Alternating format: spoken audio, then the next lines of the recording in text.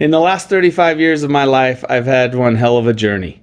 Starting with a 1970 Ford Bronco I bought from my grandparents, through 8 project trucks I built for Ford, and 25 years of Obsession racing.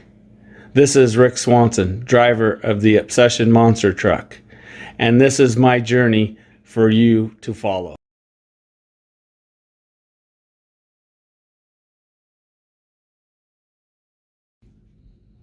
Welcome back, and it's build 3. With everything we did in build 2, people just weren't quite sure what could be done next. So as you look at this picture, you can see a transfer case, see a lot of tubing. Yep, that's right. I figured, let's make it a mini monster truck. Pulled the body off one more time and said, how can I do this? Got 2-inch tubing, 2-inch 120 wall tubing, built a complete tube chassis for underneath the body, 4-linked it, or really 3-linked it. Top links and the bottom link came to the center into one. Regular axles weren't going to do it, so we went to 2.5 tons. Front and rear steering, like I said, this is going to be a mini monster truck. We're going to make it as much of a monster as we can. On 2.5 ton, one side's longer than the other by 7 inches. Well, we didn't want those wide axles underneath a very narrow Bronco. So, once again, we started cutting an axle apart. We took the long side, cut 7 inches out of it, then re-welded it back together. Then we bought an axle for the short side, put it in that side, and now we have drive on all 4 tires. And we've narrowed the axle housing by 7 total inches. This made it so the truck wouldn't look so unproportioned. By cutting the 7 inches out, the tires got pulled back underneath the wheel wells to make it look right. In this picture, you're looking from the back. You can see the transfer case, the link bars, the V of the frame, and then the shiny square is your yoke for your drive shaft, and that's an actual disc brake around it. That's how they mounted. Here's a picture of the front end, the front of the truck. Obviously the winch is missing in the front bumper because we're working on it. We got the tires on it, got the body on the frame, kind of an idea of what's going on. And yes, these are 2 more top loaders over here. You'll see what it went on later on in this. Here's a picture of the side shot. Obviously, you have to, in order to get the links down to the bottom of the axles, you have to drop the center of the frame just like a current monster truck. This isn't a spread cradle. This was just a V so we could do the 4-link bars. This photo shoot was done for Off-Road Magazine up in Agora, California at Frank Scantini's Unlimited Customs. The cool thing about this is while we were doing this video shoot, we also filmed the video of There Goes a Monster Truck with Dave and Becky.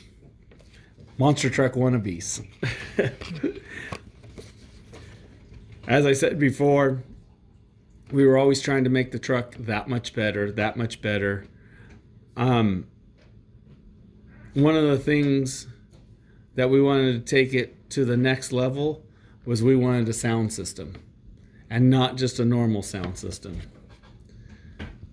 So now here's where you can see amplifiers. They were all on their own little shelves. Here's a better picture of them. All the Phoenix boxes back there, they controlled the lights up on top. They were inverters.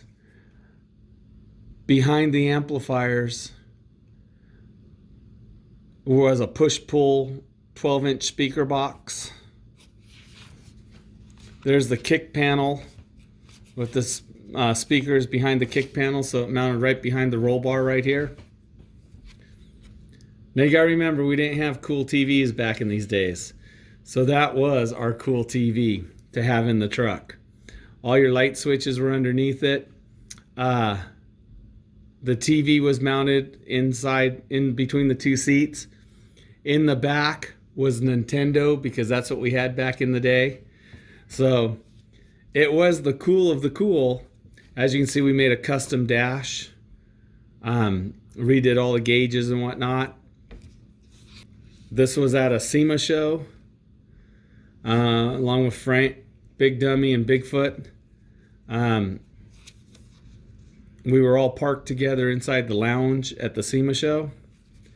Then we started doing some more car shows. One of the first times I went over a car. It may have been a crawl, but I did go over it. Here's another picture of it.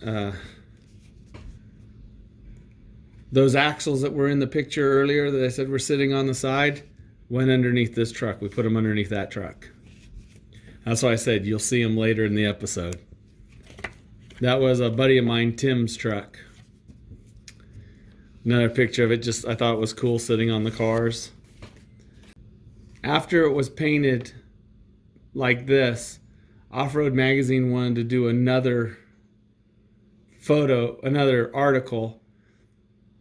It was painted like this when I did the monster truck. It was painted to match the monster truck after I had the monster truck. So there's a picture of both of them sitting there. And then this is a picture with all the Broncos, Jill's Bronco, monster truck, my Bronco, and now Eric's little Power Wheels. So that would have been 97 that picture was taken.